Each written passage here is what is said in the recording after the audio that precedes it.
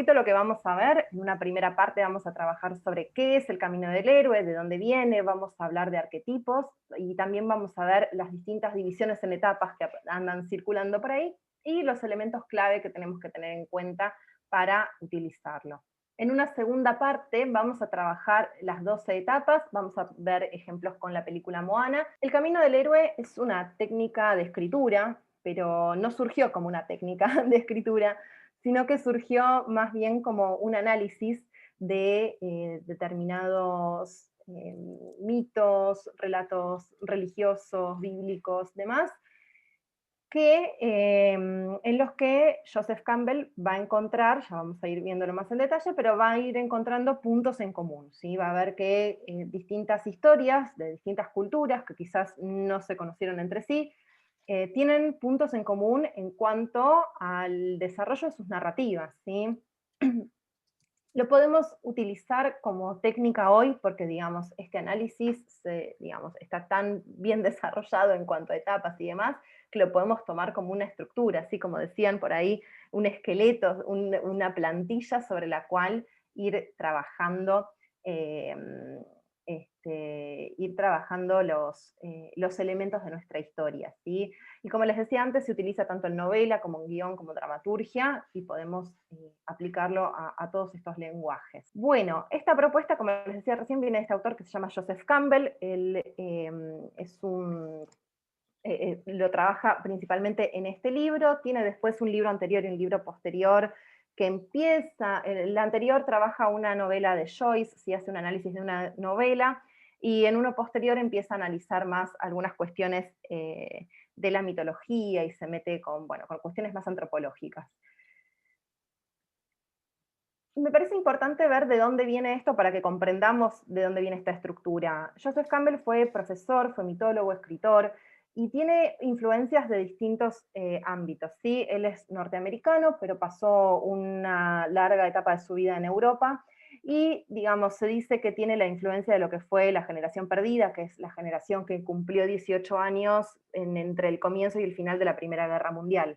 Entonces, estamos hablando de un momento en donde hay algunas cuestiones respecto a las estructuras, digamos, al lugar de los roles de autoridad y demás dentro de Occidente, que se vienen un poco abajo, y empieza a tener mucha influencia de algunas, por ejemplo, de todo lo que tiene que ver con la cultura oriental, con la cultura tibetana, ¿sí? Digamos, hay ahí como un cruce en ese momento que se da no solo, digamos, en él, sino en muchos ámbitos como en las artes visuales y demás, que empieza a aparecer esta influencia de Oriente. Y además, Joseph Campbell se formó en literatura, pero después también tuvo mucho contacto con la antropología, la psicología, la filosofía, con el arte. Se dice que era muy fanático de Paul Klee, digamos, de todo el movimiento de arte moderno. Entonces tiene como este momento de auge y de cruce y de medio experimental en cuanto al encuentro de Oriente y Occidente, que no me parece menor. De hecho, Jung tiene mucha influencia en él, ¿sí? También Freud, digamos, todo lo que tiene que ver con la psicología, por ejemplo, Freud respecto a las relaciones que hace Freud con el mito y la psique humana, ¿sí? Pensemos que Freud, por ejemplo, trabaja mucho el concepto de Edipo y busca muchas referencias en la mitología, mientras que Jung trabaja más esta influencia oriental en cuanto al Tíbet, habla de inconsciente colectivo, empieza a hablar también de ciertas maneras de interpretar los sueños basados en simbolismo, como que bueno, si te aparece, después obviamente de esto simplificado, ¿no? Si te aparece este elemento en tu sueño, lo que está pasando es esto, ¿no? Y empieza a hablar de la cuestión simbólica, por ejemplo, no sé, vamos a decir cualquier cosa, pero suponte que, no sé, apareces embarazada en tu sueño, no quiere decir que vayas a quedar embarazada, sino que quizás estás gestando un proyecto. Bueno, ese análisis más simbólico, en qué simboliza cada elemento que aparece en el sueño, viene más del método de Jung. Y a él le empieza a fascinar un poco, sobre todo el trabajo de Jung respecto a esto del inconsciente colectivo. En algún momento se llega a hablar como de cierta cuestión que estaría en el ADN humano, cosa que bueno, después queda medio ahí en análisis de los biólogos y demás, de los genetistas, y no tanto quizás desde la psicología. Pero sí esta cuestión de buscar qué es propio de la especie humana, qué es propio del ser humano en cuanto a qué lo diferencia de otros animales, y empieza a aparecer esta cuestión más del lenguaje, del simbolismo, y de, bueno, cómo esto se va tejiendo en la cultura. Todo esto se desarrolla mucho después en las teorías culturales, en los estudios culturales y sociales, que tienen más que ver con los años 60, la década del 70, digamos, ahí hay un desarrollo más profundo de estos temas, pero, digamos, empieza a aparecer esto, ¿no? De, bueno, ¿quiénes somos los seres humanos y qué nos une, empiezan a aparecer estas preguntas, bueno, ¿qué nos caracteriza? Como les decía, esta cuestión de que empieza a aparecer mucha influencia de Oriente también tiene una influencia muy grande. ¿Por qué? Porque, digamos, hasta ese entonces, digamos, Occidente es como el foco a seguir, ¿no? Entonces es como la gran cultura. Entonces, el hecho de que se ponga en tela de juicio, sobre todo en el periodo de entreguerras, digamos, se pone en tela de juicio esta cuestión de Oriente, bueno, a dónde nos ha llevado la civilización, a esta catástrofe y demás, hace que empecemos a buscar en otras culturas. Acá aparece algo que, como les decía, se desarrolla un poco después, que tiene que ver con el concepto de cultura, y que tiene, digo cultura entendido como una construcción, ¿sí? Y acá, digamos, aparece en Jung quizás de una manera más intuitiva, no tan quizás explicada desde algo cientificista, pero sí empieza a hablar de como ciertos patrones de comportamiento humano que se repetirían en culturas incluso que no se conocieron entre sí a lo largo de la historia. Entonces, que sería un patrón heredado, así que es algo que vamos heredando generación a generación, y esos comportamientos humanos generan lo que estos comportamientos o estos patrones, que ya lo vamos a ver con los arquetipos.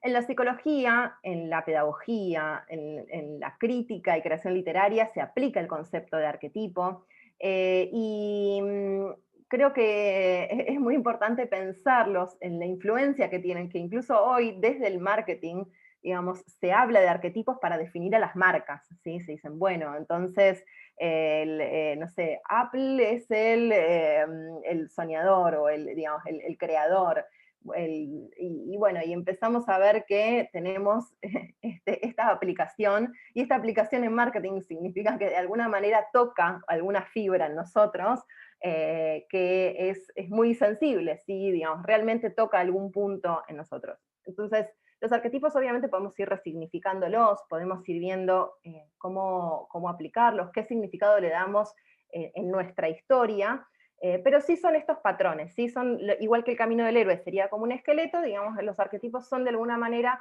también una huella, una plantilla, algo con lo que pensar a nuestros personajes. Tenemos distintos tipos de arquetipos según Jung, en general se describen 12, a veces se pueden como algunos desdoblar en dos o poner según la traducción como uno u otro, pero tenemos en principio 12 que les voy a empezar a dar ejemplos con Moana. El inocente, ¿sí? La inocencia, el niño inocente también sería, que tiene que ver con esta cuestión más infantil, con esta cuestión más de una mirada de mundo inocente, que no ve maldad, ¿sí? Que es pura ternura. Y en este caso encontramos al personaje de Púa, que de alguna manera pensemos que este personaje es un personaje que está en la isla y que Moana no lleva consigo, ¿sí? Queda ahí en la isla. Y de alguna manera algo de Moana, ¿sí? Simboliza que algo de Moana en esa inocencia quedó ahí en la isla. Después lo reencuentra y demás, pero digamos, hay algo que queda ahí. Lo digo ¿por qué? Porque muchas veces queremos que un solo personaje tome todo el sentido, ¿sí? Y a veces está bueno tener estos personajes quizás más secundarios, que no son tan, eh, digamos, justamente que no son principales, que no son protagonistas, que aparecen simplemente a tener esta función de simbolizar un elemento del personaje protagonista, ¿sí? Digamos, no es que Púa tiene un rol específico que afecta a la narrativa, pero sí simboliza algo de Moana. Después tenemos el creador, el visionario, que es el que puede ver más allá de lo que ven los demás, ¿sí? Este creador, este visionario, es un soñador, es alguien que va, que puede ver, como les decía, más allá, que puede pensar otros mundos, que puede perseguir sueños. Es el que se asocia mucho hoy día con las cuestiones tecnológicas, ¿no? El que, bueno, puede imaginar una tecnología que resuelva tal cosa, o también puede ser el que se le ocurre, y si mandamos al hombre a la luna, digamos, como esa mentalidad, ¿sí? Que puede, bueno, trascender lo que tiene en su cotidiano. Y el gobernante es el que, de alguna manera, hace respetar las leyes, ¿sí? Es la figura de la ley, es la figura, en psicoanálisis sería como la figura superyoica. Y también, de alguna manera, es el que mantiene el orden, ¿sí? No necesariamente tiene que ver con algo que censura, sino también que mantiene el orden, que, digamos, el gobernante no necesariamente es algo, quizás que le pongamos una connotación negativa, ¿eh? Ninguno tiene, todos los arquetipos tienen como un lado positivo y un lado más negativo, o, digamos, algún objetivo y alguna sombra, ¿sí? Un lugar luminoso y un lugar de sombra. Entonces, el gobernante de alguna manera está ahí para cuidar a su pueblo, ¿sí? Es el que mantiene el orden, el que mantiene las leyes. Puede aparecer en este caso como la figura de un padre, ¿sí? En este caso, el padre de Moana. Fíjense que acá podemos tener en el comienzo de la película desdoblada a Moana entre ese rol más paternal, ese rol de no vayas, y esa cuestión más inocente que acepta esa ley, pero a la vez esa puja por, ¿sí? Por ir más allá, esa curiosidad, ese querer ir más allá. Después tenemos el rol del cuidador o la madre cariñosa, ¿sí? Tiene que ver con este personaje que, digamos, que brinda, ¿sí? Que brinda su amor, que brinda, también se le dice el nutriente, ¿sí? La madre nutriente, o el que nutre a los demás, y tiene algo también de ternura, pero no tiene esa inocencia, o sea, está cuidando porque conoce el peligro, ¿sí? Conoce lo que necesita el otro para, digamos, para poder mantener la vida, ¿sí? Ese afecto, esa nutrición que puede tomar símbolo, digamos, desde el alimento hasta esa nutrición también más simbólica, que puede ser el amor o el afecto. Después tenemos el arquetipo del hombre común, ¿sí? Acá tenemos a todos los miembros de la tribu de Moana, digamos, que de alguna manera el rol del hombre común tiene que ver también con mantener cierta estabilidad, tiene que ver con una mirada más horizontal de mundo, y me están pasando un dibujo por abajo de la puerta. Ahí lo agarro, mamita. Este, y bueno, este hombre común lo que tiene de particular es esto, ¿sí? Mantiene cierta estabilidad, tiene una mirada como si se quiere, digamos, no va más allá como como el cuidador, ni tampoco se queda dentro de sí mismo, sino que tiene como esta cosa más horizontal, ¿sí? Y después tenemos la figura del amante. El amante quizás es un poco extraño pensarlo en la película de Moana, porque justamente creo que la película de Moana quiso romper un poco con las historias de amor romántico dentro de lo que son, digamos, las princesas. Quizás la princesa anterior de Disney que había roto esto era Mulan, pero sin embargo al final tenemos la historia de amor romántico entre ella digamos, y su jefe digamos, de la milicia. Y quizás acá justamente se quiso sacar un poco este rol, pero sin embargo es un personaje que aparece mucho. Si podemos pensar a Tefiti, ¿sí? Esta mujer que le han roto el corazón, sí, que le han quitado el corazón, como quizás la representante de este rol. No tienen que estar los dos arquetipos en todas las historias, ¿eh? Aclaro esto, porque digamos, quizás a veces puede sonar un poco forzado el análisis, pero digamos, lo que yo quería era mostrarles que la figura del amante, bueno, es Romeo y Julieta, tenemos a los dos, ¿no? Los personajes del amante.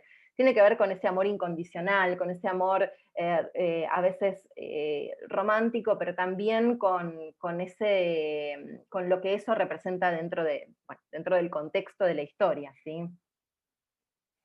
Después tenemos el personaje del bufón, también llamado el payaso blanco. El bufón lo que tiene una función un poco de, a veces de contrapunto entre tanto drama del héroe, de todas las cosas que le tocan atravesar. El bufón es alguien que trae la gracia, es alguien que hace bromas, es alguien que como que rompe ese clima de drama y nos trae la risa, nos trae la sonrisa, nos trae quizás también, digamos, llevado al extremo puede ser un poco excesivo, ¿sí? Podría parecer también como el borracho, digamos, como pero es este personaje que rompe un poco el clima, ¿sí? Y siempre lo que trae es esta sonrisa y tiene función. Fíjense que acá, por ejemplo, aparece con Hey Hey, que no es menor que al final, cuando Moana está atravesando por sí misma digamos, los costados de las islas para poder atravesar ATK y llegar a devolver el corazón, es Hei Hei el que tiene el corazón en su boca, ¿sí? Y la ayuda, digamos, como puede parecer también como un ayudante. Y me parece que es importante tener en cuenta este personaje, porque a veces es como que que no le damos la importancia que merece, ¿sí? Y realmente es un personaje muy importante en las historias porque hace de contrapunto, ¿sí? ¿Por qué lo pienso? Cuando estamos escribiendo una historia que es demasiado densa en cuanto a lo que tiene que atravesar el protagonista, o una historia demasiado dramática y demás, el tener un pequeño elemento de humor equilibra, como equilibra esa historia, ¿sí? Hace que no es todo un bajón, sino que tenemos esto que quiebra y nos equilibra un poco digamos, la energía de la historia, ¿sí? Digamos, digamos, el espíritu, la atmósfera de la historia. Después tenemos el personaje del rebelde. El rebelde es el que rompe las reglas, el que no, digamos, el que no quiere que lo manden, el que quiere hacer su propio camino, el que quiere hacer la suya, digamos, y despegarse del resto.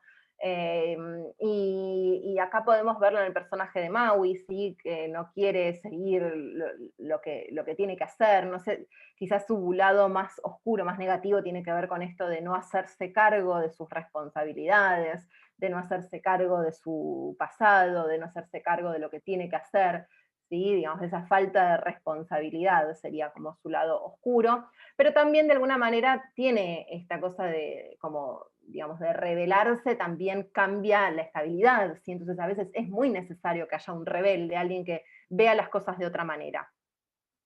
Después tenemos el arquetipo del mago, que es quien posee la magia, ¿sí? Tiene algo que es un poder de cambiar las cosas, es un transmutador, ¿sí? ¿Cómo decirlo? Un alquimista, ¿sí? Digamos, puede aparecer como mago, pero también puede ser como el científico, ¿sí? Digamos, puede aparecer como el que tiene la capacidad o como el médico también, ¿no? Como estoy pensando como distintos roles que puede tomar el mago, ¿sí? Que no necesariamente, digamos, en una historia que no necesariamente es fantástica, ¿sí? Que no hay necesariamente magia, pero sí que tiene esa capacidad que no tienen los demás, ¿sí? Tiene una capacidad respecto al hacer, respecto a esto de la alquimia, respecto a esto de quizás mezclar cosas y demás, digamos, no necesariamente puede aparecer con una varita mágica, a eso me refiero, que puede aparecer con otros tipos de poderes.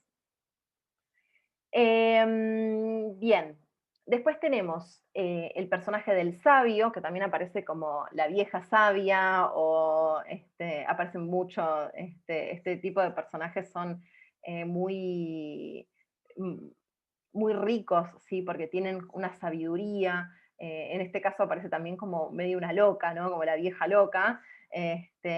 Puede tener muchos también, muchas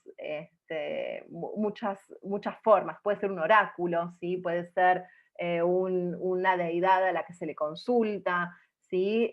Pero tiene una sabiduría, ¿sí? Tiene un saber, tiene que ver con esto de lo que trae consigo y lo que transmite a las generaciones siguientes, y de alguna manera, bueno, siempre tiene un rol muy importante para el héroe porque le trae ese saber que él necesita para poder ir más allá, ¿sí? Para poder atravesar su periplo.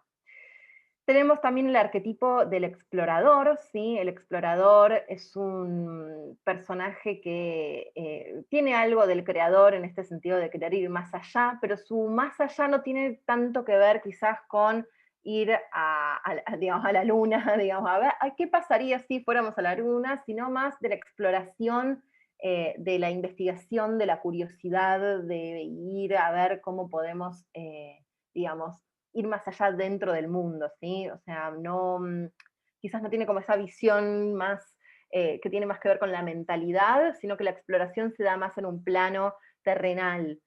Eh, y acá creo yo que aparece como los personajes de los ancestros, ¿sí? Bueno, y Moana también es una exploradora, pero digamos, Moana lo que hace justamente en esta película es redescubrir la exploración en su cultura, digamos, algo que está olvidado. Eh, bueno, creo que es algo importante también pensarlo acá en el rol de los ancestros, de cómo aparecen los ancestros en esta historia.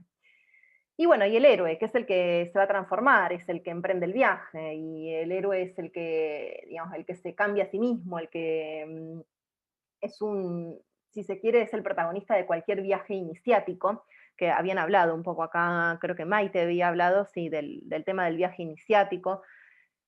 Creo que a veces pensamos que el héroe es alguien, ¿no? Lo tenemos asociado a la figura de alguien musculoso y demás, ¿no? De los superhéroes, ¿sí? Digamos, de que lo que hemos visto con Superman y Batman y demás, y creo que el héroe también a veces puede ser ese hombre común que se transforma a sí mismo, ¿sí? O sea, el héroe tiene que ver con el rol que va a tener ese personaje dentro de la historia y que tiene que ver con la transformación, ¿sí? Tiene que ver con el dejar ese lugar de origen, ir a ese otro mundo, transformarse, aprender y volver a su lugar de origen con ese aprendizaje. Bueno, ahora sí nos vamos a meter. Les hice digamos, este anticipo con los arquetipos de Jung, porque los arquetipos de Jung son sumamente importantes para el pensamiento de Joseph Campbell en cuanto al héroe de las mil caras, ¿sí? Él cuando empieza a leer estas cuestiones de los arquetipos con Jung, empieza a pensar en cómo eso se ve reflejado en elementos de la literatura, en elementos de la, digamos, de la cultura popular también, sí, o muchos relatos a veces se transmitían de forma oral, digamos, las versiones escritas que tenemos vienen de la oralidad, como lo que son los cuentos de Grimm o de Andersen eran cuentos populares que Grimm y Andersen se dedicaron a escribir. El Camino del Héroe es un libro que se escribe en el año 1949, digamos que se publica en 1949 en inglés, y su primera versión en español llega 10 años después, y hace unos años, en el año 2008, se publicó una versión eh, online que tenía como algunos elementos extra. La verdad es que yo no pude conseguir eso, pero aparentemente incluía audios, incluía anotaciones de Joseph Campbell durante el proceso de escritura de este libro que no habían sido publicadas antes. Como curiosidad se los cuento. El libro tiene una estructura, es un libro bastante denso de leer, sí, es un libro con muchos ejemplos, a veces habla de personajes y de mitos que uno no conoce, entonces, bueno, suele ser bastante pesado, y lo que tiene es dos partes, ¿sí? En la primera parte, que es lo que vamos a trabajar, tiene todo el desarrollo de la aventura del héroe, el análisis de las distintas etapas, ¿sí? Que va atravesando el héroe, y están organizadas en partida, iniciación y regreso, también tiene una introducción y al final tiene un capítulo que hace como una suerte de resumen de todo el recorrido. Y después tiene una segunda parte el libro que llama El ciclo cosmogónico, y en donde él habla un poco de la relación de este esquema y de la figura del héroe, un análisis que del orden de lo mitológico, que trabaja el tema con respecto a, no sé, algunos relatos religiosos como la Virgen María, o habla de los distintos roles que puede asumir, las distintas transformaciones que puede asumir el héroe. Lo que tiene en esta segunda parte es, por ejemplo, bueno, habla de la infancia del héroe, ¿sí? Bueno, del lugar de origen, como desarrolla un poquito más eso. Después habla de el héroe como amante, el héroe como guerrero, como emperador, o como tirano también, y habla también de el héroe como santo y demás. Lo que va haciendo es como una distinción de cómo esta figura, si bien tiene algo en común en todas las historias va tomando distintos aspectos, ¿sí? Digamos, no es lo mismo un héroe que va en búsqueda de su amante que un héroe que va en búsqueda de la libertad de su pueblo, digamos, como, bueno, qué características va asumiendo. Bueno, es interesante como para seguir investigándolo, pero no, ahí no se mete tanto con la estructura, ¿sí? Digamos, como la estructura está más desarrollada en la primera parte.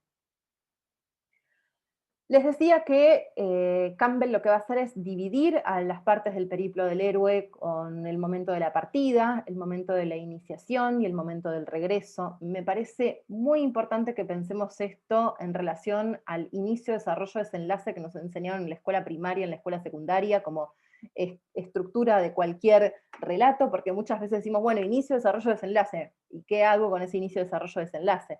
Bueno, podemos encontrar dentro de cada inicio, de cada desarrollo, de cada desenlace subpartes, ¿sí? Pequeñas partes eh, que pueden ir avanzando, ¿sí? Digamos que pueden ir ampliándose. Esto que hablaban antes de, bueno, ¿cómo expando? ¿Cómo expando mi historia? Tengo la imagen de que va a pasar, bueno, a ver, ¿de dónde viene? ¿Qué es lo que pasa? ¿Sí? Que se mueve. Acá la partida es desde el lugar de origen y desde que, digamos, la acción se inicia cuando recibe el llamado a la aventura, pero necesitamos conocer ese momento de, digamos, del lugar de origen, hasta el momento en que cruce lo que se llama el cruce del primer umbral, ya lo vamos a ver. Después tenemos la iniciación, que sería como esta parte del desarrollo. Fíjense qué curioso que el desarrollo le dice iniciación, porque en verdad la estructura del héroe es el viaje iniciático, y de alguna manera lo que tiene la iniciación es que no es que algo que, digamos, no solo que inicia, no es el inicio de la historia, sino que es la iniciación de ese héroe, ¿sí? Esas pruebas, esas... eh, digamos, eso que tiene que ir atravesando el héroe para poder aprender, ¿sí? No es que el aprendizaje le va a venir en un cofre y se lo van a dar, sino que va a ser a partir de las acciones que él lleve a cabo, ¿sí? Bueno, y va a llegar hasta la apoteosis, ¿sí? Que es como el momento en que este héroe se consagra, ¿sí? O recibe algún tipo digamos, como de gran valor, ¿sí? Hay algo que recibe o algo se le revela, ¿sí? Hay un saber que va a recibir. Y después el regreso, que el regreso a veces es muy simple, como ya vamos a ver con Moana, el regreso en general, digamos, se plantea bastante simple, pero a veces el regreso puede ser también digamos, un momento en el cual tiene que ponerse a prueba el héroe, ¿sí? Porque lo pueden perseguir los del mundo anterior, porque puede, no sé, darse alguna dificultad en el transcurso del regreso, y lo que va a tener es una libertad final que va a ser en el momento en que se dice, Joseph Campbell dice, la posesión de los dos mundos. Hay algo que tiene el héroe, que es el hecho de haber estado ahí y el haber estado afuera, digamos, en ese otro mundo, de donde trae ese saber, que le da como cierto poder en los dos mundos, ¿sí? No es que es el gobernante de los dos mundos, ¿sí? No me refiero a eso, ¿sí? Me refiero más bien a que él posee un saber, digamos, ese héroe va a poseer un saber tanto de ese mundo extramundano, ¿sí? Como de ese mundo de origen, ¿sí? Va a tener algo de esos dos mundos. Si se fijan también, digamos, el relato platónico de la caverna tiene esta estructura, con otro final, digamos, pero tiene algo de esto, ¿no? De, bueno, tengo un saber, el saber de la caverna y el saber de fuera de la caverna. Joseph Campbell, en el desarrollo de esta primera parte, plantea estas 17 etapas que encontré en un blog muy lindo desarrollado en este esquema. El blog se llama Scriblia, es muy interesante, si quieren pasear un ratito por ahí. Entonces, bueno, estas 17 partes que va a ir desarrollando Joseph tienen mucho que ver con las 12 etapas que solemos ver. En general pasa que se resumen 12 porque algunas de las cosas ahora vamos a ver pueden como contraerse. En principio tenemos la llamada a la aventura, digamos, algo sucede, se quiebra la estabilidad, ¿sí? Que se mantiene en ese mundo. En general hay un rechazo a la llamada, digamos, el rechazo puede ser individual o puede ser, ya vamos a ver, puede ser a través de un personaje, a través de un deber, una obligación, algún tipo de miedo, ¿sí? Algo hace que al principio, bueno, rechace esa llamada. Después aparece una ayuda, ¿sí? Un guía, un instructor, esa ayuda que a veces es sobrenatural, en este caso aparece tanto en el personaje del mar como en el personaje de la abuela, ¿sí? Que lo impulsan a ir hacia la aventura. Y después aparece el primer umbral, ¿sí? El primer umbral, lo que sucede es que se empieza a aventurar en este mundo desconocido. Cuando hablamos de este mundo desconocido, a veces se dice mundo mágico también. No necesariamente es mágico en términos fantásticos, digamos, podemos aplicarlo en algo realista, como les decía antes, digamos, pero es un mundo diferente al suyo, qué sé yo, puede ser el primer día de escuela, digamos, no tiene que ser algo que necesariamente sea digamos, con unicornios y arcoíris, digamos, puede ser algo mucho más simple. Cuando atraviesa este primer umbral, digamos, hay algo muy particular que sucede, que es que el personaje va a tener que conocer nuevas reglas, ¿sí? Digamos, hay algo que él es, digamos, es un novato en este nuevo mundo, no conoce sus reglas, ¿sí? Por decir cualquier cosa, llego a la luna y no sabía que la gravedad se sentía así, ¿sí? O no sabía, llego al primer día de escuela y no sé dónde me tengo que sentar, dónde tengo que dejar la mochila, digamos, hay nuevas reglas, hay nuevas lógicas que el héroe desconoce, ¿sí? Y como tal se le pueden presentar como peligros, ¿sí? Como amenazas, como cuestiones que lo sacan de su comodidad, pero no como una cosa de confort, sino como una cosa de lo desconocido, ¿sí? De cómo nos afecta lo desconocido. En el vientre de la ballena se dice que es el momento de separación del yo, esto se analiza mucho desde lo psicoanalítico, y básicamente lo que se muestra en este momento, que puede ser un instante, por eso a veces, digamos, se une junto con el primer umbral, que, digamos, esto como primera compresión que se hace para las 12 etapas en lugar de 17.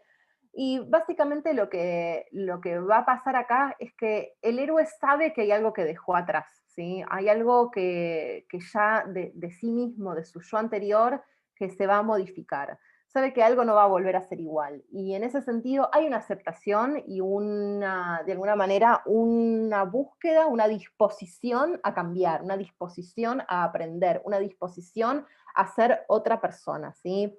A ser alguien diferente. Después aparecen todo lo que son las pruebas, ¿sí? Las pruebas se le aparecen como también como momentos que pueden ser amenazantes, peligrosos, como algo que lo puede afectar, que lo pone en riesgo. Y lo importante es que el héroe no necesariamente es siempre exitoso en estas pruebas, ¿sí? O no es siempre 100% exitoso en estas pruebas. Y acá me parece muy importante porque a veces nos encariñamos con nuestros protagonistas, nos encariñamos con nuestros personajes y nos cuesta ponerlos a prueba, nos cuesta ponerlos a atravesar estos momentos que van a hacer que efectivamente el héroe se transforme, ¿sí? Que aprenda. Entonces, si los contenemos mucho a los personajes, si no les ponemos pruebas delante, si no los podemos hacer fallar para aprender, no solo se nos va a volver un poco inverosímil, sino que también lo que va a pasar es que no va a aprender el personaje o va a aparecer todo como muy servido en bandeja. Entonces está bueno de alguna manera poder pensar en cómo vamos a poner a prueba nuestro personaje, ¿sí? Y acá está bueno quizás investigar un poco qué significa una prueba para nuestro personaje, ¿sí? O qué reglas fueron cambiando que él desconoce que lo ponen justamente a prueba, que lo ponen en riesgo. Digo, o sea, ¿qué no sabe? ¿Qué necesita saber? ¿Qué necesita aprender?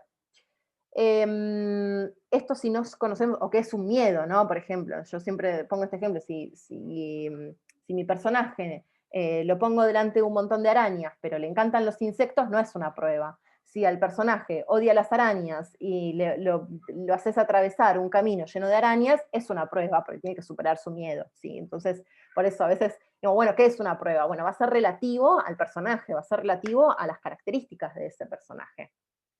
Después tenemos una serie digamos, estos dos momentos que son el encuentro con la diosa y la tentación, que se vinculan mucho también a las cuestiones del amor, es como el llamado de las sirenas, o digamos como la tentación desde el orden de lo sensual a veces aparece, ¿no? Entonces, el encuentro con la diosa, lo que sucede es que aparece la idea del amor. Esto también son dos elementos que en los 12 se sacan, ¿sí? No aparecen. Entonces, de alguna manera, está bueno quizás también pensarlo si funciona o no para nuestra historia, esta cuestión de qué es el amor, qué es la entrega incondicional, y si lo vamos a poner en un rol de amor, si vamos a trabajar ese formato o no, digamos, o si no, digamos, esto puede ser pensado como una prueba más dentro de las pruebas. Ay, me quedé sin agua. Bien, después tenemos la consagración. La consagración es el momento en que el héroe se enfrenta, ¿sí? Em, Contra el mayor poder, ¿sí? Es como uno de los, uno de los momentos en los que digamos, sería también lo que después llamamos la prueba final. Todo esto de consagración, apoteosis, don final, digamos, a veces aparece todo junto como la gran prueba, ¿sí? O la prueba final. ¿Por qué? Porque en esta prueba final lo que va a pasar es que de las pruebas anteriores, el héroe va a tener una información nueva, ¿sí? Va a tener una información, un aprendizaje que lo va a ayudar a esa prueba mayor.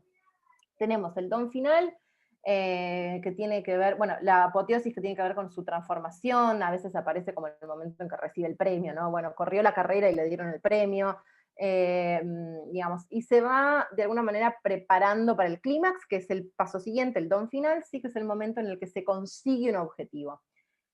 Después tenemos toda la parte que tiene que ver más con el regreso, así que es la negativa a regresar, un vuelo mágico se llama a veces, que aparece, que tiene que huir de los dioses, ¿sí? Como un tironeo de ese mundo, ¿sí? De ese mundo mágico para que no se vaya, ya sea para que se quede ahí o para que devuelva algo que se llevó, por ejemplo. También puede aparecer un rescate externo, que es un poco parecido a esta ayuda sobrenatural del comienzo, digamos que lo que aparece es una suerte de ayuda para poder terminar ese regreso. El umbral del retorno, que tiene que ver con la llegada, después tiene el maestro de los dos mundos, esto que les decía algo, ¿no? Digamos, hay algo digamos, que se presenta respecto a su saber de estos dos mundos, tanto del mundo ordinario como del mundo extraordinario. Y después el equilibrio final, sí que es, de nuevo, digamos, un equilibrio que se logra, que es el que se había quebrado con la llamada a la aventura. Estos 17 pasos, Joseph Campbell los va explicando y los va ejemplificando con un montón de mitos, con un montón de historias. A veces las replica, a veces hay capítulos que usa algunos completamente diferentes. Si les interesa, les invito a leerlos. La idea también acá en el workshop es como darles de una manera un poco más simple toda esta estructura y que la puedan aplicar. Él, en su capítulo Las llaves, que es la última parte de la primera parte del libro, hace este primer esquema, ¿sí? Que habla de, bueno, el umbral de la aventura tiene que ver con atravesar, y, ¿sí? Digamos, recibir la llamada a la aventura, atravesar, ¿sí? Esto va, perdón, va así, no sé si ven el cursor, va como a contrarreloj. Y es cruzar este umbral, es atravesar a este otro mundo, y después, sí, el regreso, que es cuando llega. ¿Sí? Entonces, de este esquema es que sale este esquema que se ve tanto por todos lados, que es el esquema, digamos, yo lo llamé, le puse acá el popular, ¿sí? Como el más difundido de todos estos dos. Entonces, digamos, esos 17 pasos suelen reducirse en estos 12 porque, como les decía antes, hay cuestiones que se pueden contraer, que se pueden dar de una manera u otra. Este esquema es el que se usa en general para escribir guiones, obras de teatro, novelas, etcétera, ¿sí?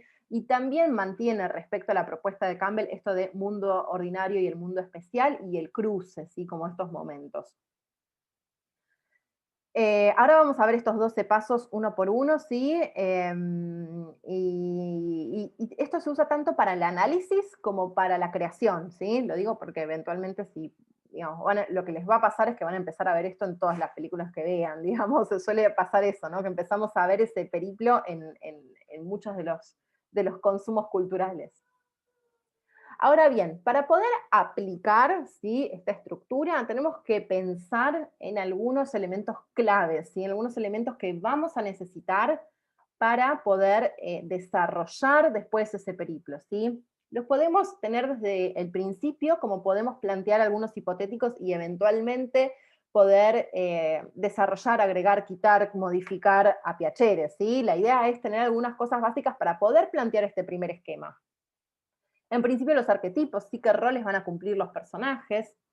Pensar, como les decía recién, que estos elementos son mutables, ¿sí? Digamos que no necesariamente quien siempre es ayudante va a ser ayudante, quien siempre es digamos, el llamado a la aventura puede ser un elemento o dos elementos, digamos, pero sí empezar a tener alguna idea.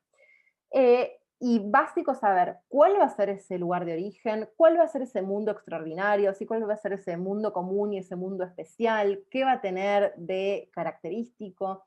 Podemos empezar a pensar también en lo que es el elixir. El elixir es como el premio, el aprendizaje, ¿sí? O eso que el héroe toma como máximo saber.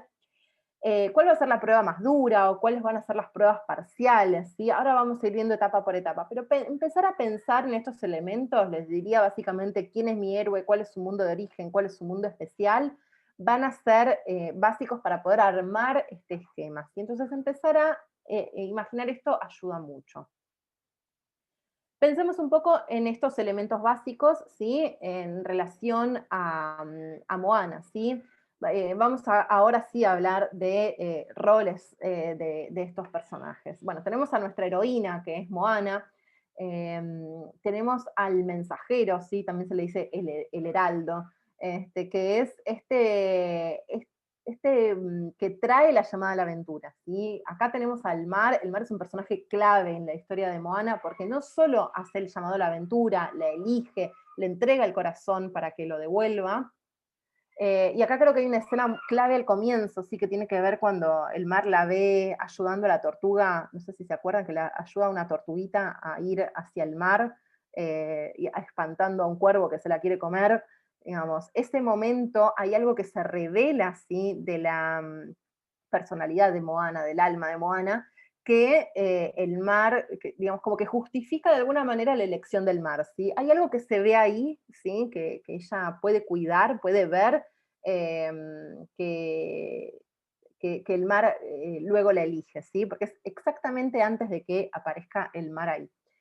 A darle, sí, primero los caracoles y después le da el corazón, le hace el peinado y todo esto. Tenemos también al mentor, ¿sí? El personaje del mentor es un guía que le da el aprendizaje necesario para que pueda atravesar las pruebas, ¿sí? Lo va ayudando. Piensen también en Filoctetes, en Hércules, ¿sí? Son estos personajes guías, son estos personajes que enseñan, son estos mentores. Acá aparece principalmente como Maui, porque el gran aprendizaje de Moana tiene que ver con el manejo del mar, ¿sí? Del arte de la navegación, y Maui, digamos, es alguien que la va guiando en este aprendizaje, pero también creo yo que tanto Tala como los ancestros también tienen un rol de alguna manera de mentores. ¿Por qué? Porque porque de alguna manera le muestran, ¿sí?, la ayudan a aprender algo de sí misma, ¿sí? No solo el aprendizaje del arte en la navegación, sino que ella aprende algo sobre sí misma. Y creo que ahí son los personajes de los ancestros y de la abuela Tala los que funcionan como mentores de ese saber. Así que de nuevo, ¿no? Como no necesariamente tiene que ver con un solo personaje que cumpla ese rol. Y fíjense que el mensajero es el mar, pero también la abuela Tala de alguna manera funciona como traductora de ese mar, ¿sí? Digamos, como que la ayuda a comprender ese mensaje que llega, ese llamado a la aventura. Después tenemos los roles de los villanos, ¿sí? Por ejemplo, acá tenemos a TK, que es como el gran villano, que digamos, se presenta como el gran villano a conocer.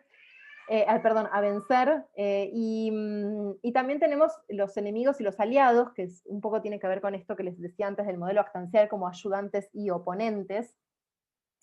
Los enemigos pueden aparecer, ¿no? Como estos, en esta primera prueba respecto a Maui puede aparecer como un primer enemigo que después se vuelve aliado. Después tenemos a estos personajes de los piratas, los Kakamora, que son estos cocos, también son enemigos de estas primeras pruebas que va atravesando Moana. Y después está este enemigo de Tamatoa, que es el cangrejo de la profundidad. Eh,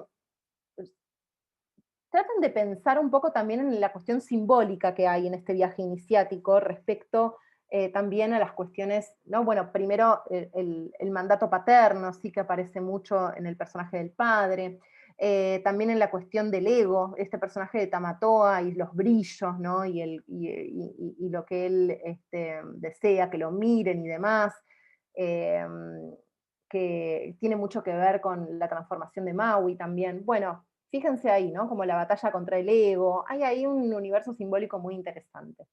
Tenemos los aliados, que es también Maui, como les decía, que al principio parece como algo que se le opone, como algo contra lo que tiene que luchar y finalmente se le vuelve aliado. Tenemos el gallo, tenemos el mar, ¿sí? El mar también aparece como aliado, que la devuelve a la barca cada vez que Maui la echa, digamos. Ahora lo que voy a hacer es ir etapa por etapa y analizando cada etapa de acuerdo a la película Moana. ¿Sí? Pongo este ejemplo porque me parece recontra esquemático. En realidad, si ustedes miran las películas en general de Disney y de Pixar, todas tienen algo de esto.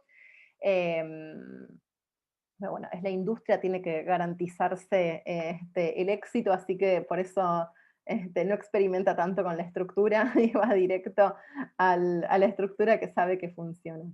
Una cosa importante es que también podemos resignificar los arquetipos. O si siempre, no sé, si tomamos una estructura de algún mito y demás, y quizás invirtiendo los roles de los personajes o cambiando algo, podemos resignificar, no es que, digamos, está siempre en lo mismo, pero sí el esquema es muy, muy útil. Bueno, pensemos en el mundo ordinario, ¿sí? El lugar de origen. Acá tenemos que pensar en una idea de estabilidad. Estabilidad, digamos, en el sentido de que todo parece que se desarrolla con cierta, entre comillas, naturalidad, pareciera que todo va bien, que todo está... Pero hay ya ahí algo que sentimos que va a cambiar, que puede aparecer de muchas maneras, puede ser con algún anuncio, digamos, no sé, porque llueve, porque hay tormenta, porque se cortó la luz, digamos, o uno puede, digamos, tomar algún elemento sencillo que ya nos marca que esa estabilidad no es tan estable como parece, ¿sí? Digamos, ¿por qué? Porque esto genera un pacto de lectura con el lector, ¿sí? Un pacto que va a determinar que sabemos que se avecina una aventura, ¿sí? Hay algo ahí que ya me dice que va a haber una aventura. En el caso de Moana, lo que tenemos es esta cuestión de su incomodidad. No solo el llamado que ya aparece como un primer llamado del mar, sino también en la propia incomodidad de Moana respecto a lo que le están enseñando a hacer, ¿sí? La están enseñando a ser la jefa de esa tribu, le están diciendo que todo, y ella tiene la idea fija con el mar, no puede evitarlo. De hecho, en algún momento dice que piensa que ese momento en el cual el mar le da el corazón es, es un sueño, y no, es algo que ocurrió y se lo certifica la abuela. Pero, digamos, fíjense que hay algo en ese orden aparente que se presenta que ya sabemos que hay algo que no está bien, ¿sí? En su incomodidad, en la presencia del mar, y después, sí, que digamos, se ratifica con el llamado a la aventura. El llamado a la aventura en Moana está como desglosado en varios momentos, ¿sí? Tenemos digamos, el llamado a la aventura, como habíamos hablado hace un ratito, no necesariamente es un mensajero, un evento, digamos, una carta o lo que fuera, puede ser un sueño, puede ser una noticia que viene de afuera, como puede ser también esto que decíamos, una eventualidad que se da a nivel físico en un personaje, o algo que simplemente empieza a ocurrir, o un accidente que produce el mismo personaje, ¿sí? cualquier cosa puede traer ese mensaje, ¿sí? Acá tenemos el llamado a la aventura bastante extendido, como les decía recién en Moana, tenemos en un primer momento cuando el mar le entrega el corazón de Te Fiti a Moana, también tenemos la cuestión que tiene que ver con, ¿cómo se llama? Con las narraciones de la abuela, ¿sí? Que de alguna manera eso también ya está en el mundo, entre el mundo de origen, el llamado a la aventura, que presenta a estos dioses y demás. Eh, y también tenemos el momento en el cual empiezan a traer los cocos secos por dentro, ¿sí? Y los peces que están, y los peces que desaparecen del mar. ¿Sí? Digamos, entonces, hay ahí ese llamado a la aventura se viene dando hasta que se hace insostenible. Eh, Me parece interesante ver esto, ¿no? Que no necesariamente el llamado a la aventura es un momento, es esto cosa, sino que podemos ir como desglosando, ¿no? Quizás, no sé, en el ejemplo este del niño que va a iniciar las clases, bueno, le trajeron la mochila, ay, qué linda la mochila, me encanta, pero uy, qué miedo, ¿cómo va a ser eso? Y de pronto, no sé, en el último día de jardín de 5 años, de sala de 5, lo llevan a visitar el aula de primer grado, ¿no? Bueno, como distintos elementos que van construyendo ese llamado, así que no necesariamente es una cosa así puntual. El rechazo a la llamada tiene que ver con una resistencia, ¿sí? Por eso digo, como que esto de desglosar el inicio, ¿no? De desglosar el inicio y ver, bueno, esta resistencia, bueno, voy o no voy, ¿qué hago? ¿Sí? Bueno, esa duda o esa resistencia, por ejemplo, en la pelota, en este ejemplo de la niña de la princesa y el sapo, ¿no? Que deja caer la pelota, bueno, se le cae la pelota en el estanque, hace la promesa con la rana o el sapo para que se la devuelva, y bueno, me tenés que dejar vivir en el palacio durante no sé cuántos días. Y después ella lo niega, dice, no, bueno, acá no entrás, digamos, está de alguna manera haciendo ese rechazo, si se está resistiendo a eso que viene después. Eh, entonces, acá hay una oposición, ¿sí? Puede ser un miedo, puede ser una causa externa, puede ser, ay, tengo que ir a hacer esto, o sea, tengo este llamado a la aventura, pero tengo el laburo, o qué hago, no sé, el llamado a la aventura puede ser una cita con alguien, yendo a lo amoroso, ¿no? Tengo una cita con alguien, pero bueno, no, porque me tengo que quedar trabajando, tengo que entregar esto, sí, que quizás lo podría hacer en otro momento, pero digamos, usa eso, digamos, como una resistencia a ese llamado, ¿sí? Digamos, hay una duda, hay una incertidumbre acerca de avanzar o no, y finalmente se sigue adelante. En Moana lo que tenemos es la resistencia con el personaje del padre, ¿sí? Acá todo el tiempo lo lleva no le permite estar cerca del mar, si no le permite cuando es bebé, no le permite cuando es grande, no le permite ir más allá del arrecife. Entonces, digamos, hay algo que en esto que podemos ver que esa resistencia viene por varios lugares, ¿sí? Primero por su propio miedo, después por el tema de la bajada de la ley. Y me parece muy interesante acá porque fíjense que, y acá esto ya vamos, nos salimos un toquecito del camino del héroe, pero para analizar el personaje, que el hecho de que la mamá de Moana le cuente toda la historia del amigo que él pierde en el mar, ¿sí? Que el padre pierde en el mar, lo que hace es sacarlo del lugar demonizado, ¿sí? De decir, no, es un malo que no la deja ir al mar. No, la está cuidando porque tiene miedo de perderla como perdió a su amigo. Y acá está bueno pensar en las contradicciones internas de cada personaje, ¿sí? Pensar en qué se juega dentro de ese personaje, ¿sí? Digamos que quizás aparece de una forma así, sí, bueno, la agarró, le gritó delante de todos y le dijo que no y demás, eh, pero bueno, hay una razón, ¿sí?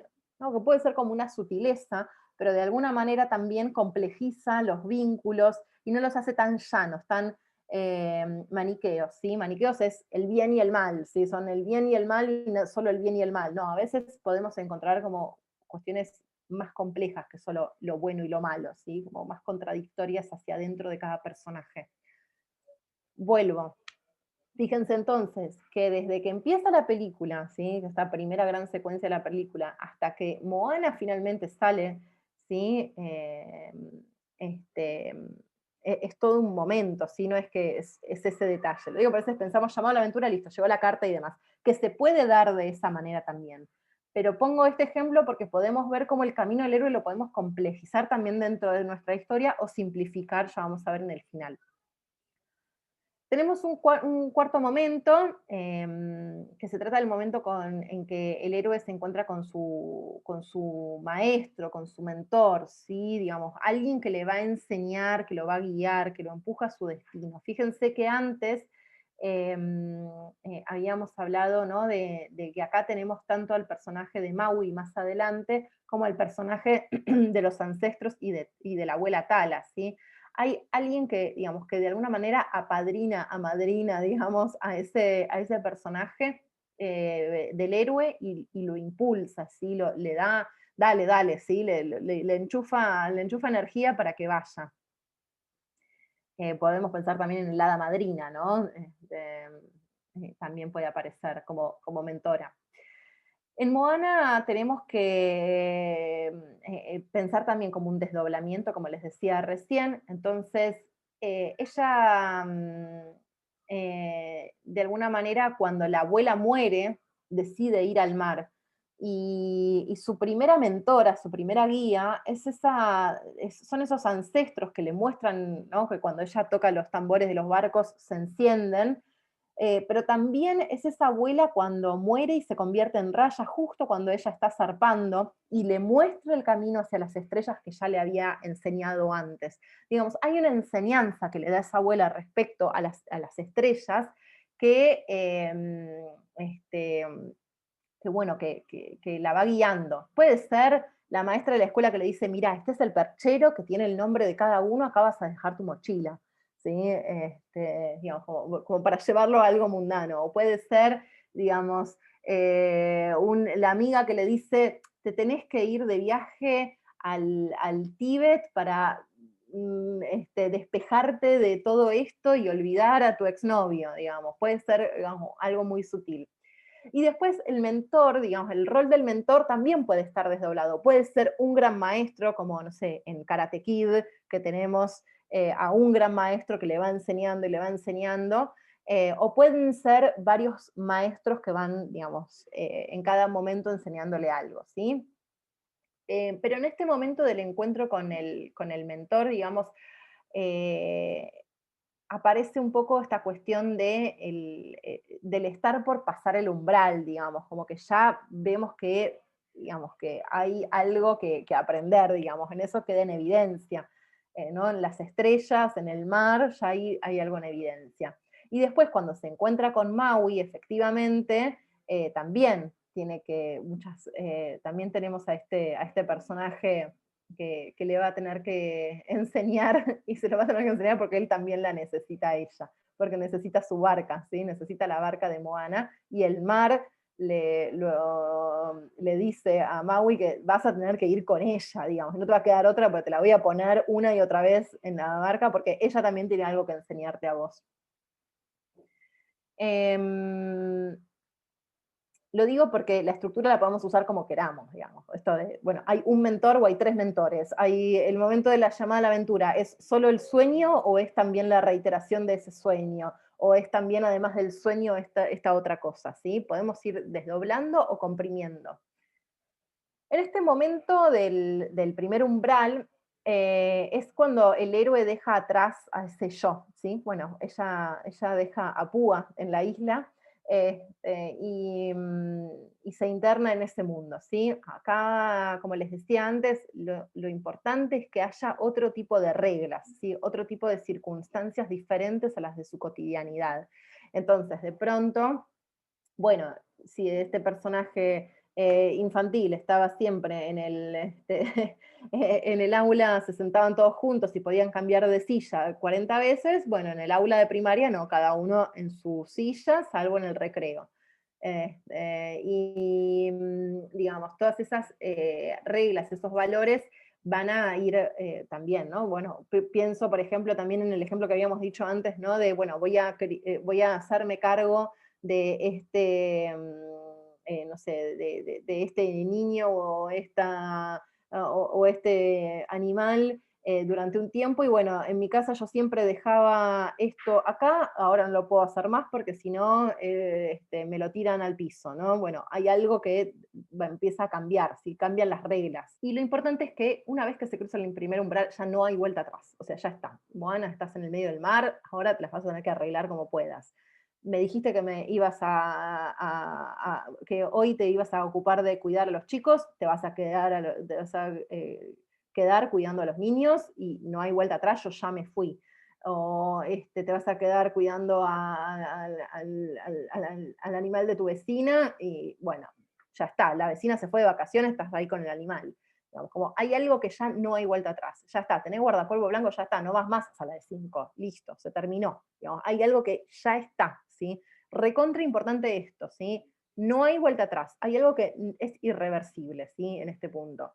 Fíjense que acá Moana, cuando una vez que atraviesa el arrecife, ¿sí? Que ese es el cruce del umbral, digamos, propiamente dicho, porque era digamos, el límite que le habían puesto, ¿no? Hasta el arrecife. Cruza el arrecife, el mar ya es otro, no es igual que de este lado del arrecife. Antes dormías de noche y vivías de día, bueno, ahora vas a tener que quedarte despierta de noche porque tenés que mirar las estrellas. Ahora no podés ir caminando por ahí y demás. Si se te cae, tenés que levantarlo. Digamos, como hay algo que ya está, ¿sí? Pruebas, aliados, enemigos.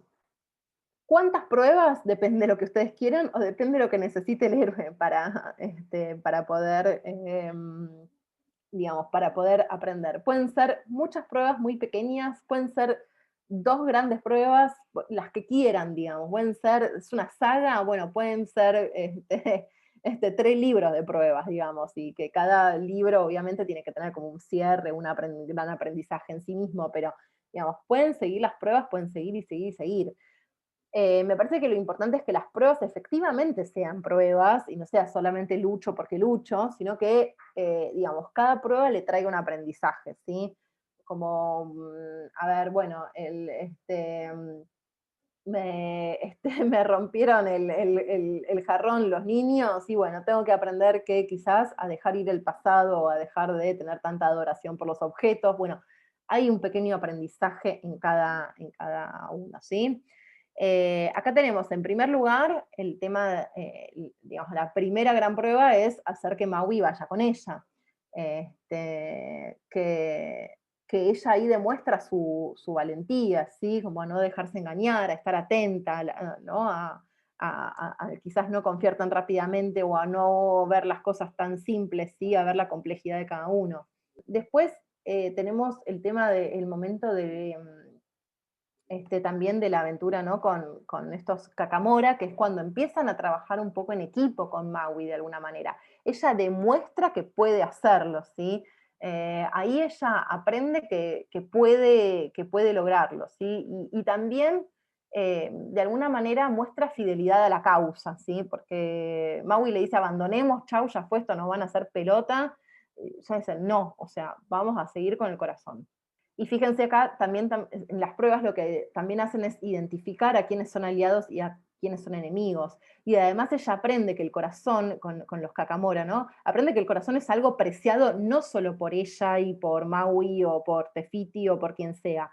De hecho, Maui no lo quiere ni ver al corazón, pero los Kakamora se lo quieren sacar. Entonces ella entiende que ahí hay algo valioso, ¿sí? Hay algo que, bueno, esto tiene un valor importante. Así que bueno, en este sentido son estas pequeñas pruebas, ¿sí? Las primeras pruebas, las más simples que va atravesando Moana. Uno también puede pensar, ¿no? En pequeñas pruebas, esto, bueno, el jarrón, no sé qué, ¿sí? Son pequeñas pruebas que, bueno, poner la mochila acá, hacerme cargo de que la señora no me va a estar todo el tiempo colgándome las cosas, sino que voy a tener que yo hacerme cargo de mis propios objetos, etcétera. Son como pequeños momentos de aprendizaje. Después tenemos el momento de la cueva profunda. La cueva profunda es una prueba que, si bien no es la climática, es un momento que es particularmente peligroso, ¿sí? No sé, el recreo y los niños más grandes, los niños de séptimo, no sé, digamos, como, puede ser el momento en que se encuentra consigo mismo de una manera muy profunda. Em, Se destaca entre las pruebas anteriores, aunque no llega a ser la más, digamos, la prueba final, ¿sí? La prueba del clímax de la historia, pero hay algo que, digamos, como que lo descoloca, ¿sí? Al héroe. Hay algo que, bueno, no sabe muy bien cómo reaccionar, o no entiende muy bien qué es lo de esta prueba, qué está haciendo acá, ¿sí? Qué es lo que va a estar aprendiendo en este punto. Sí, hay algo que no se presenta de una manera tan clara, ¿sí? Digamos, piensen, por ejemplo, los Cacamora se presentan claramente como una amenaza, ¿sí? En cambio, esta prueba es un poquito más difusa, menos clara, más comprometida o un poquito más peligrosa. Yo creo, y acá es una interpretación mía, que en la cueva de los monstruos, digamos, este personaje de Kakamora, de Kakamora, de Tamatoa, perdón, el personaje de Tamatoa representa el ego, ¿sí? Representa el ego en su máxima expresión, ¿sí? Es en la canción Tamatoa habla de que era pequeño y que nadie le daba bola hasta que se puso todos los brillos, ¿no? Como esta cosa de querer destacar y demás. Y de alguna manera también es el momento en que Maui deja su ego ahí y como semidios superpoderoso, y tiene que aceptar la ayuda de Moana como ser humano. Fíjense esto que hablábamos de que el personaje de Maui también tiene su propio camino del héroe, digamos, como no estructura la historia, pero sí está ahí. Eh, Acá me parece que es un punto muy interesante porque sería como el punto de inflexión. ¿Vieron esto que se llaman a veces el punto de giro, que es algo que cambia la lógica del juego que se viene jugando? Que si bien no es el clímax de la historia, sí es un momento en el cual algo cambia en las lógicas, ¿sí? Hay algo que cambia en las lógicas del juego. Pienso en el ejemplo que veníamos hablando del nene en su primer día de escuela. Quizás se encuentra con un compañero que es todavía más vulnerable que él, o todavía tiene más miedo que él, o digamos, o no tiene hermanos, o tiene un hermano mayor que se ríe, no sé, en el patio, qué sé yo. Como hay algo que cambia, ¿sí? Hay algo que cambia en en la relación de los personajes o en cómo los personajes se presentan, ¿sí? En este caso tenemos a que el vínculo entre Moana y Maui cambia radicalmente, porque ella lo ayudó a conseguir su anzuelo, y no solo digamos, lo ayudó a conseguir su anzuelo, sino que le salvó la vida, digamos, y en ese sentido, ella como humana se planta a la misma altura que un semidios, ¿sí? No es poca cosa. Pienso en cómo podemos pensar en que hay algo que cambia, ¿sí? Si ella era más vulnerable que Maui o se presentaba ahí como más vulnerable que Maui por su torpeza en la navegación o lo que fuera, acá queda completamente, digamos, eso revertido en cuanto a relaciones de poder entre ellos y demás, ¿sí? Se muestra mucho la inteligencia y la sagacidad de Moana para engañar al cangrejo, cosa que después va a usar ella misma. Fíjense que ella aprende ese engaño de Maui con la canción antes, yo solo sé decir de nada y demás. Ella aprende ahí que la engañó y ella después engaña al cangrejo y de hecho después engaña este, a, a TK, ¿sí? Para poder pasar entre las rocas. Entonces, bueno, fíjense qué es lo que en este punto puede haber un cambio sí, sutil, puede ser, me di cuenta que estoy reencariñada con el gato de la vecina, ¿cómo hago para despedirme después de este gato? O me doy cuenta y al final el niño me ayudó a algo que yo quería y yo no me esperaba que fuera el niño quien me ayudara, ¿sí? Y digamos, o vi una cara que no veía, pienso en la película esta en la pochoclera que les decía antes de cómo perder un hombre en 10 días, que finalmente ella pasa un día con la familia de él y ve como otra faceta del tipo. Bueno, hay algo ahí que cambia, ¿sí? Hay algo que se modifica. ¿No? La cueva profunda uno imagina como algo oscuro, bueno, en este caso el de Moana también se presenta así, pero puede ser algo súper luminoso. El tema es cómo se relaciona con los momentos anteriores y posteriores, ¿sí? Tiene que ser diferente a lo anterior. Tenemos también el momento de la prueba más dura, ¿sí? La prueba más dura es un momento muy, digamos, como que se caracteriza, ¿sí? Lo que caracteriza a la prueba más dura es que vemos los aprendizajes que tuvo anteriormente el héroe, ¿sí? Digamos, el héroe se enfrenta con los mayores peligros o con el momento más difícil, el gato se enfermó y tengo que llevarlo a la veterinaria, o aparecen los de séptimo grado a pedir que les dé mi sándwich, no sé, digamos, como hay un momento de la prueba más dura, ¿sí? Hay un momento en el cual aparecen los miedos más profundos, ¿sí? De este héroe, pero son todos los aprendizajes anteriores los que lo van a ayudar a atravesar esta prueba más difícil. Por eso son tan importantes las pruebas anteriores, las pruebas parciales, por eso es tan importante el momento de la cueva profunda, digamos, porque todo eso lo que está haciendo en verdad es preparar al héroe, al protagonista, para este momento. En general aparecen como super bestias, o también, digamos, como, no sé, como cosas recontra enormes y demás, pero insisto, también pueden ser una sutileza, ¿sí? Pero sí hay una prueba, ¿sí? No sé, en Karate Kid cuando, bueno, finalmente tienen que ir y competir, ¿sí? Digamos, todas las pruebas que hizo antes con Miyazaki, con Miyagi, tienen que ver con esto, ¿sí? Con prepararse para esa prueba, la prueba más dura, ¿sí? Acá lo que sucede es que se habla de un peligro de muerte, ¿sí? La muerte puede ser la muerte del propio héroe o algo simbólico, ¿sí? Algo que simbolice ese miedo a la muerte o esa posibilidad de muerte. Insisto, pueden venir estos de séptimo grado a pedirme que les dé mi alfajor o mi sándwich y no necesariamente es que lo van a matar, ¿sí? Pero, digamos, la sensación es que podrían matarme. Estos pibes son enormes, podrían matarme. O sea, yo tengo 6 años, los pibes tienen 13, podrían matarme.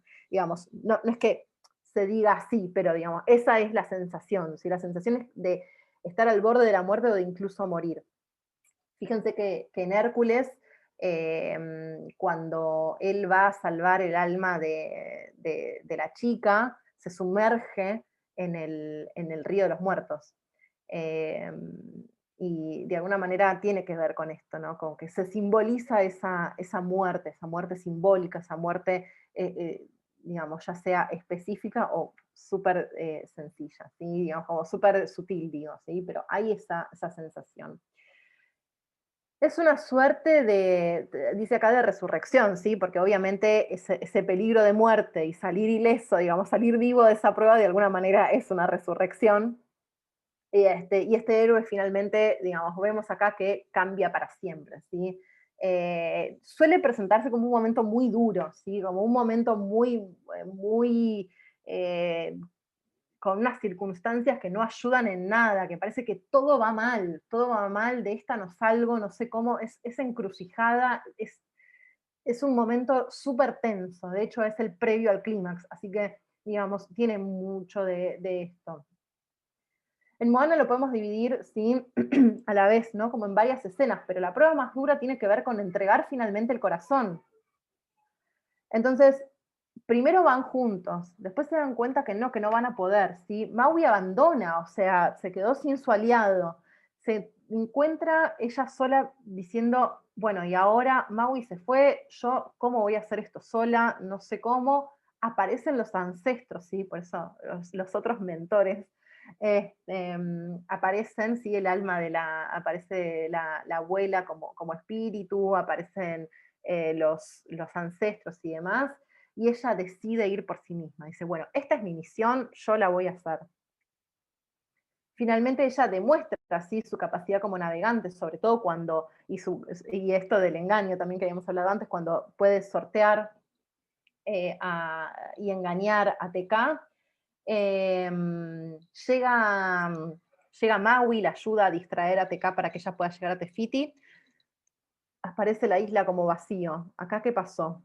Acá también se muestra algo que da cierta circularidad, que tiene que ver con la capacidad de ver de Moana, ¿sí? Con su inteligencia emocional, llamémosle, que ella se da cuenta que Teka es Tefiti y le pide al mar que se abra, ¿sí? Porque el mar también la viene defendiendo, le dice, no, pará, como déjame ir, se abren las aguas, momento bíblico, si tiene Moana, es la apertura de las aguas, y ella camina y le entrega el corazón, ¿sí? Este es el clímax es el momento en que entrega el corazón, ¿sí? La prueba más dura en general termina con el clímax. Después tenemos el momento de la recompensa. Acá hay algo muy, muy lindo respecto al camino del héroe. A mí es una de las cosas de uno de los elementos que más me gustan, esto de pensar en cuál es la recompensa, porque esta recompensa no es solo para sí misma, ya vamos a ver que también es para su pueblo, digamos, hay un para qué un poco más profundo.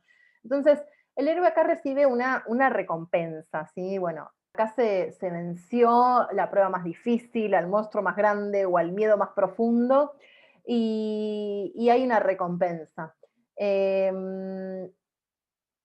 Puede ser, acá les puse varios ejemplos, ¿no? Que la recompensa puede ser cualquier cosa, ¿no? La espada mágica, un elixir, puede ser el amor digamos, romántico, o el amor del niño, o el amor digamos, del animal que estuve cuidando, puede ser un nuevo trabajo, puede ser lo que para ese héroe sea el éxito, ¿sí?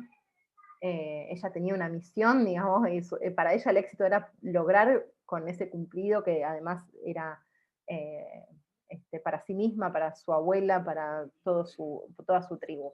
En general lo que tratamos de hacer con este elixir es que por más que sea simbólico, es representarlo a través de algún elemento. Ella, digamos, la recompensa más grande de Moana es el arte de la navegación, ¿sí? Que es eso lo que le va a devolver a su pueblo, ¿sí? El arte de la navegación. Acá viene representada con cómo la diosa le hace este barco, ¿no? Le devuelve su barca, toda llena de flores y de frutos, ¿no? Todo nutrido. Y de hecho, si pensamos en el camino del héroe de Maui, bueno, él recibe su anzuelo que lo sacrificó, ¿sí? Digamos, ese sacrificio también tiene algo de, quizás, como de la prueba más dura para Maui, que es sacrificar su anzuelo, que era su mayor deseo, era recuperarlo, y lo sacrifica por Moana, y se lo devuelve también la diosa, le devuelve a Maui ese anzuelo, y digamos, explícitamente Moana dice, es de mal gusto no aceptar el regalo de una diosa. Y a mí me parece que acá hay algo muy interesante, ¿no? También sería de mal gusto para el héroe no recibir su recompensa, digamos, ¿no? O sea, como hay algo que tiene que saber recibir. Por ejemplo, no sé, ayudó a su compañerito nuevo en el patio con los nenes del séptimo, y la recompensa es la amistad de ese niño, que puede venir representada en te comparto la mitad de mi alfajor, digamos, se acepta, ¿sí? Hay que aceptarla, la recompensa el héroe la tiene que aceptar, ¿sí? Es algo muy, muy bello esto. Porque hay también una cuestión de que en ese recibir también está ese crecer, ¿sí? Es eso que también lo que está recibiendo también es esa transformación, ¿sí? Tiene que ver con ese recorrido. El regreso a casa. Como habíamos visto al comienzo, cuando vimos las 17 etapas, este regreso a casa puede ser muy complejo también. Pueden aparecer nuevas aventuras, ¿sí? Pueden aparecer de nuevo los guías para ayudar. Lo que tenemos es que, digamos, hay un regreso al mundo de origen, ¿sí? Podemos distraernos con las sirenas en el mar, puede haber alguna dificultad. A veces aparece como una cosa muy pequeña, así que es como una coda, ¿sí? Como un firulete hacia el final del recorrido. Lo que tenemos acá es que, bueno, puede aparecer una resistencia, como cuando apareció el llamado a la aventura, esto de no quiero volverme, este mundo me parece mágico, me quedo acá con la diosa y que la tribu haga lo suyo. Estoy con una diosa y con un semidios, ¿para qué quiero volver a casa? ¿No? Piensen en Hércules, que el regreso a casa, él vuelve digamos, al Olimpo con los dioses, y finalmente él decide volver al mundo terrenal, ¿sí? Digamos, porque su amor está ahí, digamos, y su recompensa tenía que ver también con el amor, más que con el poder. Entonces, de alguna manera, también es como un momento en el cual se invierten esos mundos, ¿sí? Lo digo porque también, digamos, ese regreso a casa puede no necesariamente ser volver a la misma casa de antes, ¿sí?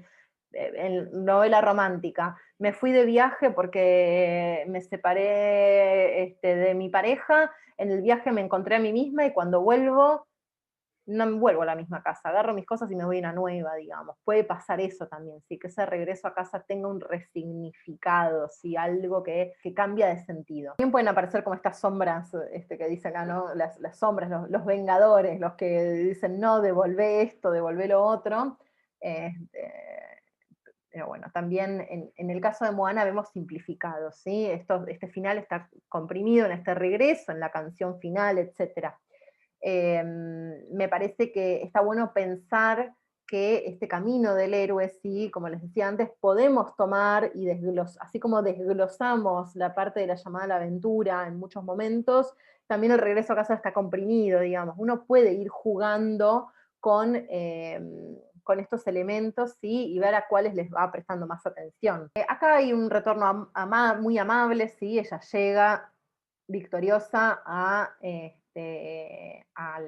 su aventura. Acá hay una suerte de resurrección o renacer que tiene que ver es como una replicación del momento climático, ¿sí? De cuando ella renace con este saber navegar y demás. Yo creo que acá es un momento en el cual el héroe se da cuenta que cambió, ¿sí? Hay algo que reconoce ese cambio, reconoce algo, se reconoce como una persona nueva. Yo creo que digamos que puede darse también de una manera simbólica, que efectivamente muere y renazca y demás, pero hay algo que se encuentra en sí mismo. Quizás es un instante en el cual se mira al espejo y se da cuenta que es otro, digamos, que es alguien nuevo. En el caso de Moana, simbólicamente lo que sucede es este viaje iniciático, ¿sí? En que ella deja de ser una niña para pasar a ser esta joven que puede quedarse a cargo de la tribu, digamos, que puede tener este rol de jefa. Fíjense que ella iba a ser la jefa de la tribu y no estaba preparada, ¿sí?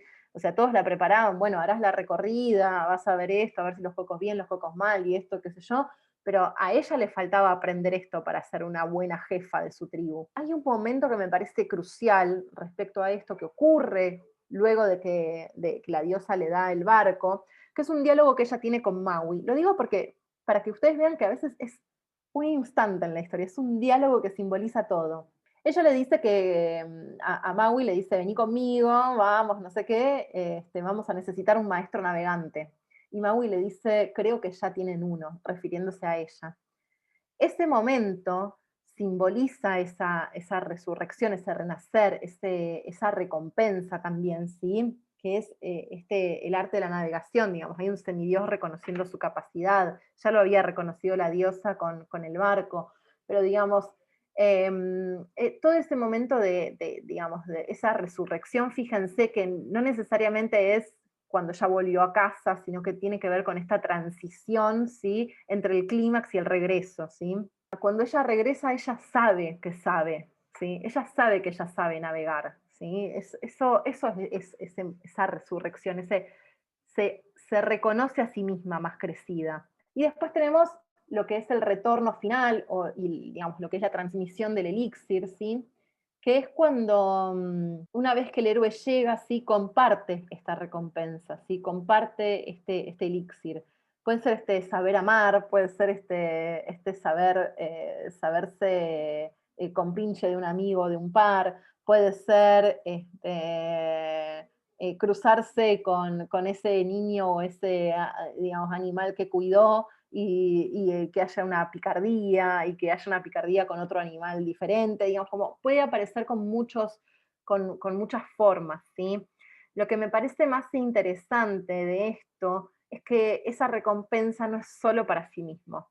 Y acá me parece que hay algo re lindo en el camino del héroe, que tiene que ver con entender al ser humano en sociedad, ¿sí? Con otros, en comunidad, llamémosle, más que sociedad. Tiene que ver con esto de comunidad, de ser con otros. Hay algo digamos, si fuera solo para sí mismo, sería muy pobre, ¿sí? El recorrido. El que sea también para otros hace que la aventura, digamos, tenga un significado bastante más profundo, bastante más intenso, bastante más valioso, ¿sí? ese tesoro no es solo para él, es para él y su pueblo. Ese conocimiento no es solo para ella, es para ella y su tribu. Ese amor no es solo para sí mismo, ese amor es para su familia, sus amistades, su comunidad, lo que sea. Además sabe que esto que transformó, que lo transformó a él, si es este héroe que se transforma, con ese transformarse sabe que puede transformar también su entorno, ¿sí? Entonces el héroe no es solo valioso en sí mismo, sino que también es valioso para los demás. En el caso de Moana, el devolver el corazón de Tefiti, lo que hizo fue, primero, devolverle la vida a las islas, ¿sí?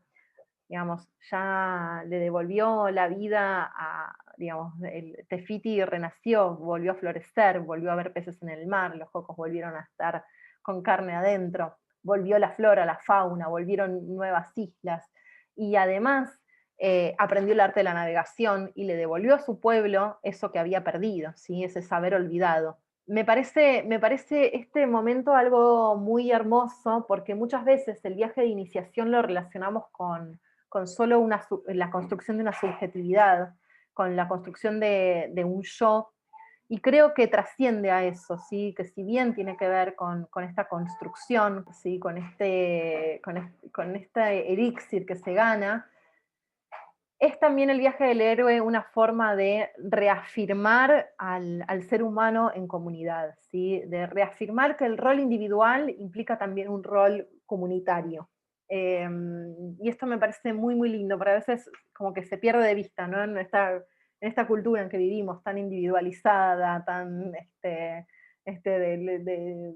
ponerse al yo delante de todo, me parece que el hecho este, de pensar en el elixir como algo para la comunidad, también hace que se resignifique todo ese camino del héroe y ese viaje iniciático. ¿Cómo aplicar todo esto a un proyecto? Yo creo que un poco lo que tenemos que hacer es basarnos en la estructura, como les había dicho, bueno, de ir pensando los personajes, qué arquetipos responden, qué roles van a tener dentro de la historia, cuál va a ser ese lugar de origen, ese mundo extraordinario, cuáles van a ser esas primeras 3 etapas, sí, que habíamos visto ya en las primeras actividades.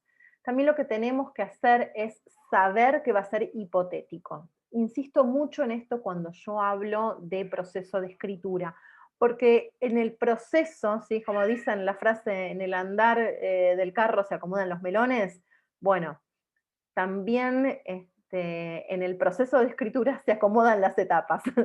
Digamos, en el escribir mismo vamos a ir terminando de acomodar, bueno, a ver, esto primero, esto después, no, la llamada la voy a desglosar, no, esto lo voy a comprimir, ¿sí? En el mismo escribir se van a ir definiendo todas estas cuestiones.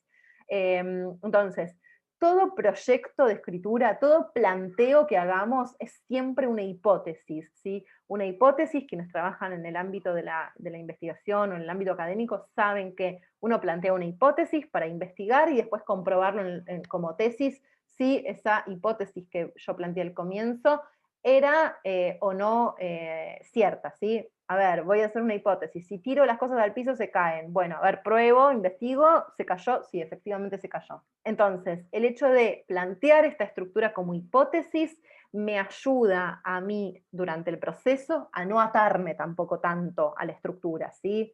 ¿Sí? No es que me aferro a la estructura y me agarro de ahí, no.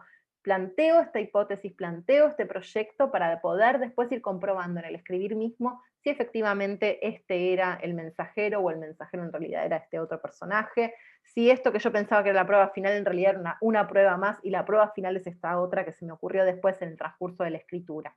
Les agradezco muchísimo, realmente para mí es un placer enorme. El Camino del Héroe y Transposición de Mitos son los 2 workshops que más me gustan en ese sentido de la técnica en sí misma, porque me fascinaron cuando las conocí, me fascinó el Camino del Héroe cuando lo conocí, me fascinó el trabajar con mitología, el trabajar con todo ese ámbito más mitológico y demás, y para mí es un placer poder también compartirlo.